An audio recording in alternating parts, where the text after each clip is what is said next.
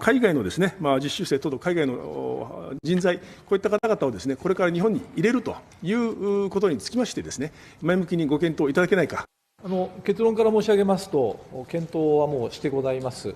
2月末までは、その骨格は維持していこうという話でございます。骨格ですから、いろんな工夫の余地はございますし、柔軟に対応できるようにしてまいりたいと思っております。Kira-kira kapan sih Jepang buka? Akan diputuskan minggu depan. Insya Allah Jepang akan buka bulan Maret, asalkan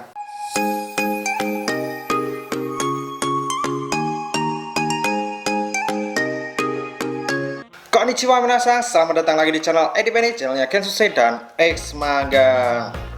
Oke, di video kali ini akan ngebahas Jepang kapan sih akan membuka pintunya, karena untuk penutupannya akan berakhir di akhir Februari ini. Jadi untuk pengumuman lanjut atau enggaknya akan diputuskan minggu depan.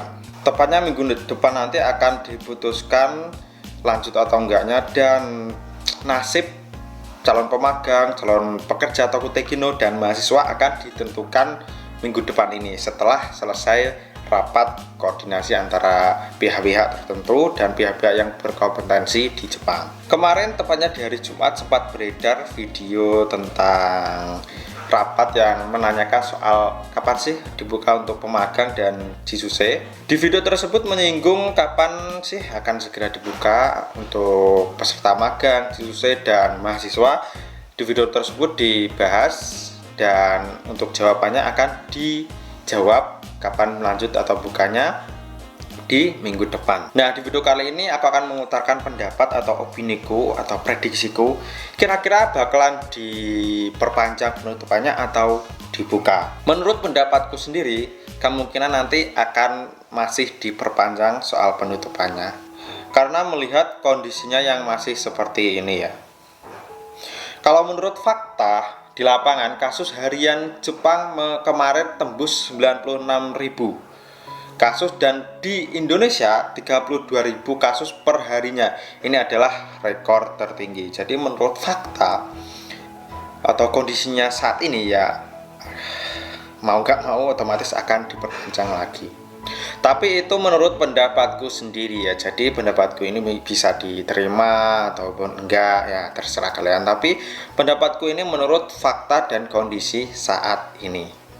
Tapi kalau minggu-minggu ini nanti, di jangka waktu 1 minggu ini, penurunan kasus di Jepang dan di Indonesia terjadi, maka akan dipertimbangkan lagi untuk buka atau enggaknya. Ya, kita hanya bisa berdoa ya, mudah-mudahan Jepang di minggu-minggu ini segera menurun kasus penularan Omikronnya. Di Indonesia pun demikian ya, mudah-mudahan. Nanti apabila Jepang sudah menurun terus berpikir ingin membuka, tapi Indonesianya naik, ya otomatis nggak bakalan dibuka. Itu faktanya yang tidak bisa dihindari.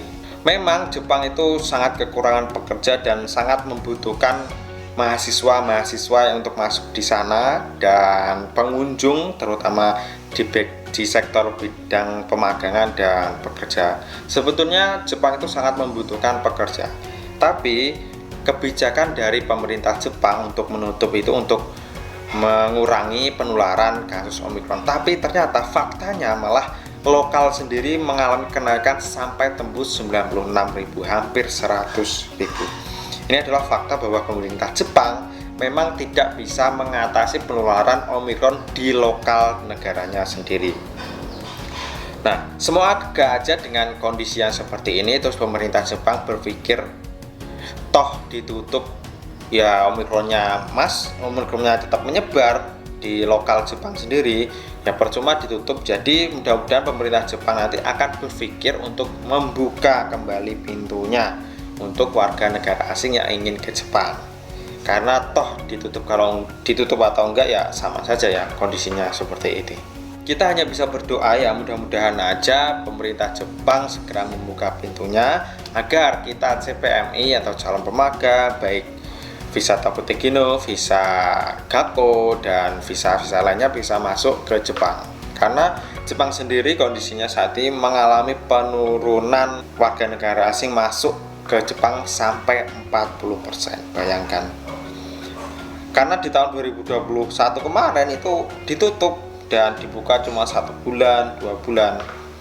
Ya mudah-mudahan Jepang berpikir demikian dan segera membuka pintunya ya. Oke, itu tadi adalah pendapatku sendiri mengenai fakta di lapangan.